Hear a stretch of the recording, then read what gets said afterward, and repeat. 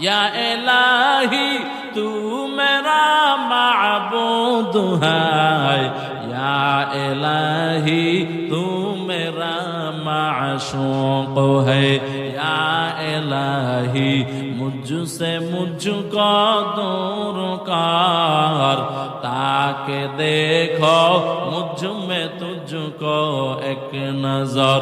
या इलाही तू मेरा रहमान है, या इलाही तू मेरा रहीम है।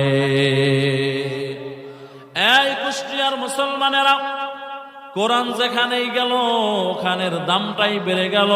কোরআনের সাথে একটা সম্পর্ক হলো পুরাতন কাপড়ের, নাম হয়ে গেল গিলাফ, এই কাপড়ের দামটাও বেড়ে গেল। কোরআনের সাথে সম্পর্ক হলো একটা কাঠের, নাম হলো রেহাল, এই রেহালটার দামও বাড়লো। ওরে আল্লাহর গোলাম, আমি বান্দার কোনো দাম নাই, আপনারাও যেমন মানুষ আমিও মানুষ, কিন্তু আমাকে এই সম্মানের চেয়ারে বসাইছেন, আর আপনারা আল্লাহর কালাম কোরআন শোনার জন্য পেটে ক্ষুধা নিয়া বহু বান্দারা মাগরিবের পর থেকে এখানে বসে আছেন, ঠিক কিনা জোরে বলেন।